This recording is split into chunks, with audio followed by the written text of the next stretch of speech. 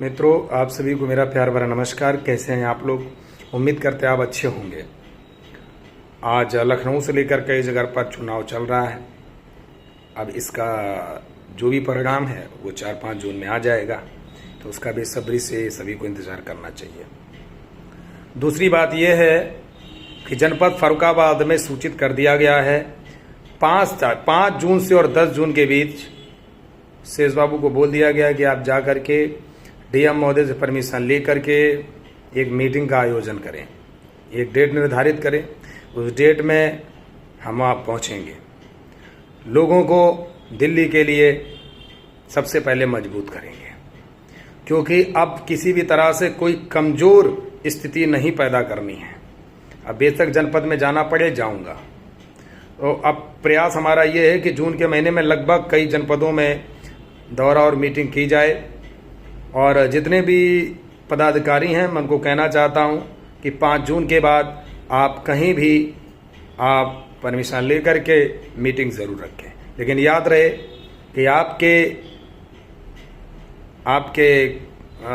जनपद में जितने भी ग्रामीण पुलिस हैं, जितने भी बीसी बंधु हैं, उसमें से कम 30% 40% लोगों को इकट्ठा करना आपकी एक जिम्मेदारी है। तभी काम बनेगा। ये 2, 4, 10, 20 लोगों के लिए मत बुलाना मुझे, क्योंकि मेरा मतलब है कि आपको उज्जवल भविष्य की कामना हमेशा करता हूँ। आप बढ़ें आगे। हमारा टाइम पास करने का रूल नहीं है। अगर आपके यहाँ 700 हैं तो आपको 250-300 लोग इकट्ठा करने चाहिए। 500 हैं तो 100-150 इकट्ठा करना चाहिए, लेकिन करना चाहिए। 10-20-50 लोगों से काम नहीं चलेगा।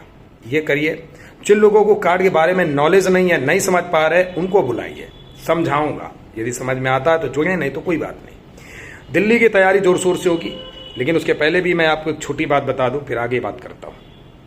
इस समय प्यारे बंधुओं, बड़े दुख के साथ कहना पड़ता है कि हमारे कुछ करीबी मानसिक प्रताड़ना मुझे बहुत ज़्यादा दे रहे हैं, और इतना ज़्यादा दे रहे हैं जो मेरी रात की नींद हराम हो चुकी है।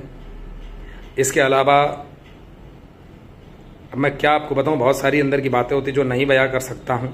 बताना इसलिए ज़रूरी है, कल को ये कहा जाए कि नहीं बताया तो कैसे काम चलेगा।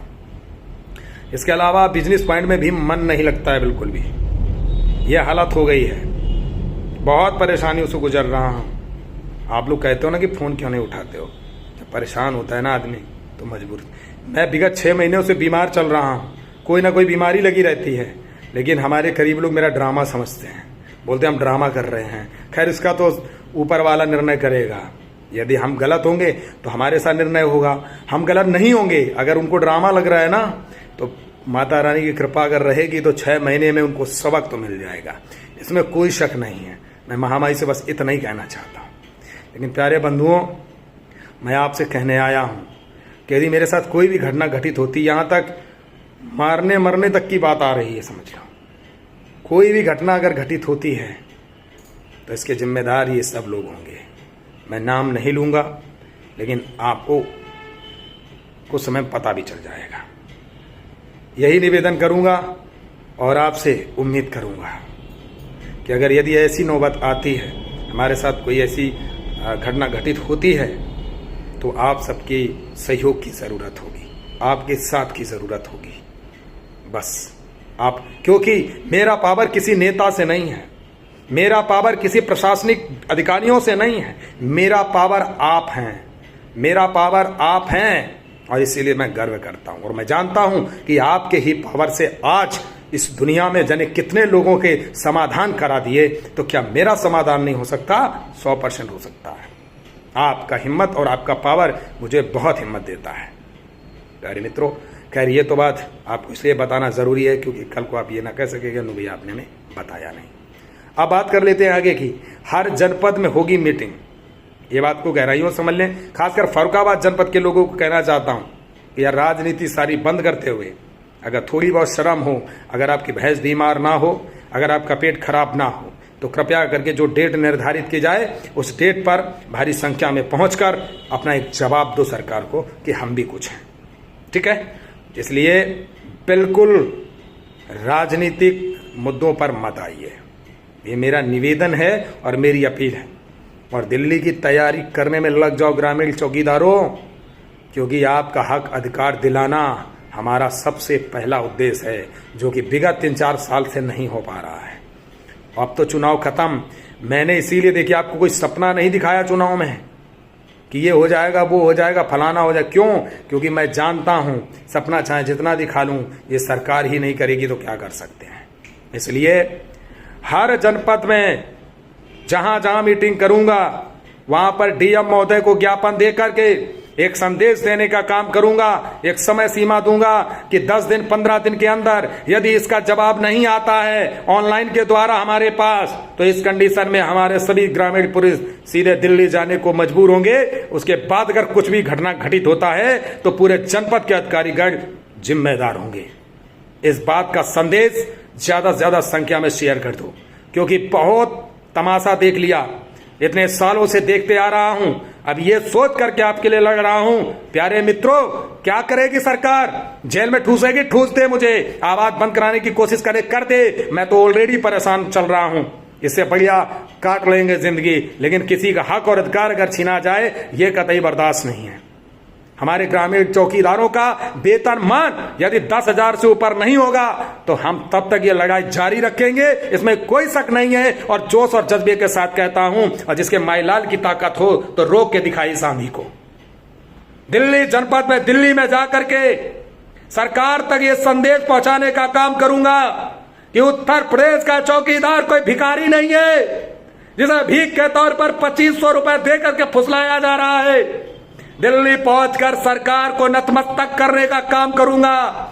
यदि नहीं सुनती है तो उसके बाद जो भी होगा इसका जिम्मेदार पूरा शासन प्रशासन होगा, क्योंकि बहुत तकलीफ है, पीड़ा है। लोगों की गुलामियत की जिंदगी खत्म हो गई। एक इस विभाग का गुलामी भरा जिंदगी अभी तक खत्म नहीं हुआ है। जहां देख लो कहीं बीट से पीट दे रहे हैं, कहीं कुछ कर दे रहे हैं, कहीं बर्तन धुलवाएंगे तो कहीं लेटरिन साफ करवाएंगे। क्या इन लोगों का ये काम है? मैं जवाब मांगना चाहता हूं उत्तर प्रदेश सरकार से, मैं जवाब मांगना चाहता हूं उत्तर प्रदेश के अधिकारी महोदय से। डीएम साहब, आप नियुक्ति करते हैं, राज्य सरकार के अंतर्गत हमारा चौकीदार आता है, तो थाने पर ये पुलिस वाले ने क्यों प्रताड़ित करते हैं, इसका जवाब दीजिए। यदि इस तरह से अगर घटना घटित होती रही तो आने वाले समय में इसके खिलाफ महाआंदोलन होगा।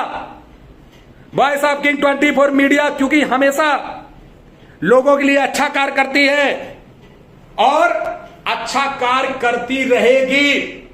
राष्ट्रीय चौकीदार सेवा समिति जो संगठन है हमारा, ये संगठन कोई हिचड़ा नहीं है, ये मर्द का संगठन है। ये संगठन में सिर्फ मर्द जुड़ेंगे, मर्द, नामर्द नहीं।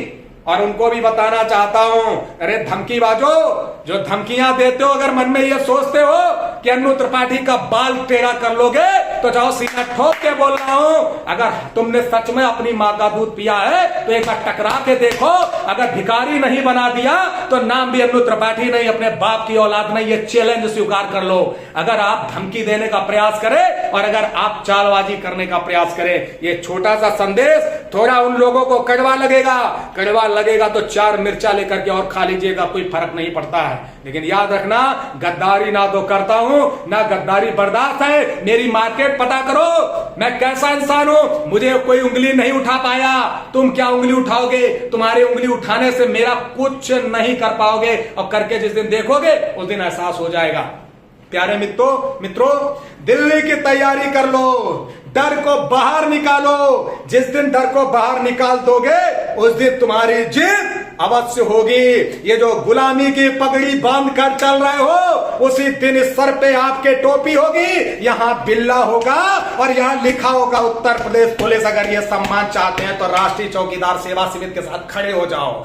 ये दुनिया की राजनीति को बंद करके खड़े हो जाओ।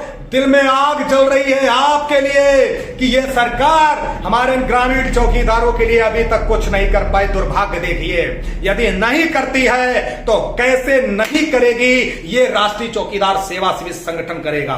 मैं न्यूज चैनल चलाता हूं, इसका मतलब ये नहीं है कि मैं अपने तर्क वितर्क नहीं कर सकता हूं, क्योंकि मैं एक संगठन का ऑनर हूं। मैं एक संगठन चलाता हूं जिसमें हमारे सभी भाई हमारे साथ जुड़े हुए हैं, और जो लोग हमारे साथ जुड़े हैं, जिन लोगों ने कार्ड बनाया है, उनको मैं नतमस्तक होकर के प्रणाम नमस्कार करता हूं कि आपने इस संगठन की अहमियत को समझा। और जितने भी जुड़ रहे हो, मर्द जुड़ रहे हो, मर्द बने रहना। ये अन्नू आगे एक इंजन की तरह चलता रहेगा, डिब्बा बन करके। थोड़ा सा नीचे कर लीजिए भैया।